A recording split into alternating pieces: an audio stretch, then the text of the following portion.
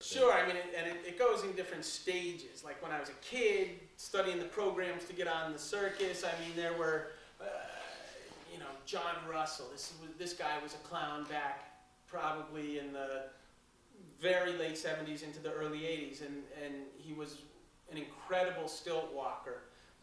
He walked super tall stilts. At one point, he was the Guinness book record holder for tallest stilts. He wore specialized stilts. They did a ring gag that was a comedy western saloon bar brawl type thing, and came out with bow-legged stilts. And I mean, that was something that fascinated me, and because when I was on the road, I was one of the tall stilt walkers. They don't do it anymore, which is sad, because I remember when I was a kid, you're sitting there, and this guy's, you're probably only walking 10-foot stilts, but it looks like they're 80 feet tall. I mean, really, really, so sad they took him out. But Tom and Tammy Parrish, Sam Drummond, I mean, these are all names that probably wouldn't mean much to many people, but when I was a kid, those were the late 70s, early 80s clowns. Peter Potofsky, just really great clowns back in those days.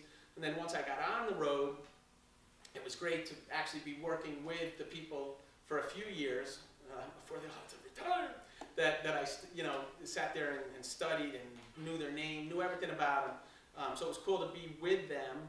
And then it was scary because I became one of those people. Get these young punks coming on the road going like, Chris, I knew you when I was 5 years old. No, it's scary. But then as I started to go into this nerd character, I really focused. I watched a lot of video on Jerry Lewis. Jim Carrey was an inspiration. And a lot of the old silent era Chaplins and Keatons, and then going forward the Three Stooges. Just loved all of that stuff. Loved watching it. Really take it all in. And then going into the sideshow stuff now, like really trying to focus on Coney Island Chris and the whole sideshow world.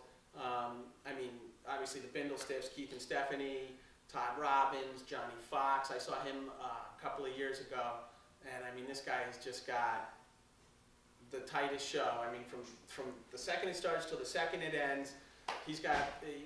I saw him at a Ren Fair down in Maryland, and just had the people eating out of his hands. Amazing sword swallower, all kinds of stuff. And so I was like, I want to be like Chad. Who else with this stuff? Yeah. That's awesome. What have you talk about, like clowns coming up to you?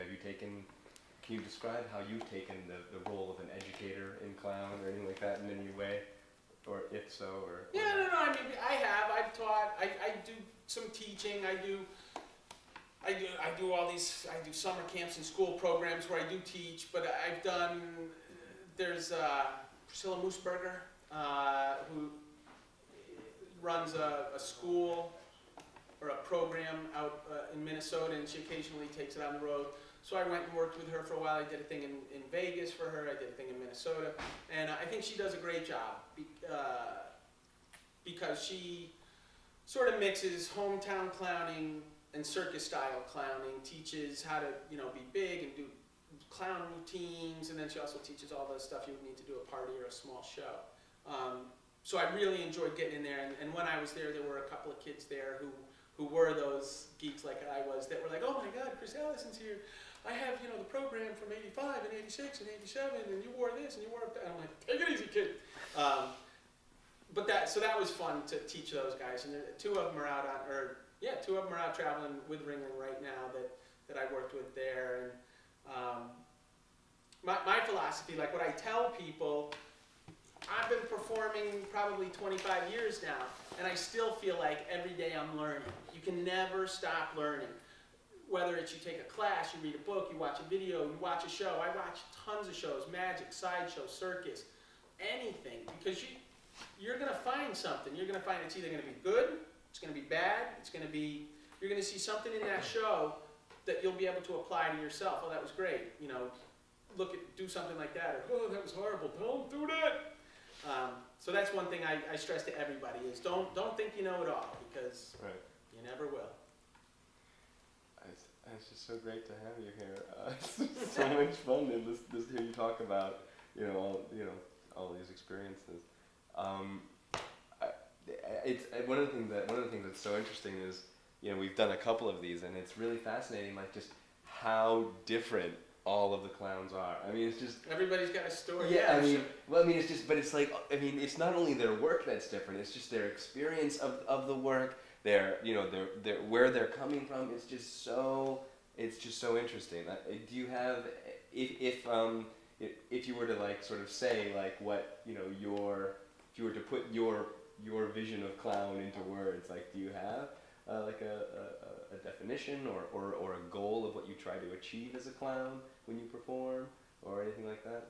If you don't, that's fine. No, I mean, for my goal when I'm performing, whether I'm doing Coney Island Chris or like my Bucky, which Bucky for me is what I've been doing forever, and it's just, I just step into it and I'm very comfortable there. Coney Island Chris, I'm still trying to get comfortable, but my vision is I just want people to just forget about everything else, tunnel into what I'm doing, and hopefully just laugh until they piss their pants. You know what I mean? I really want people.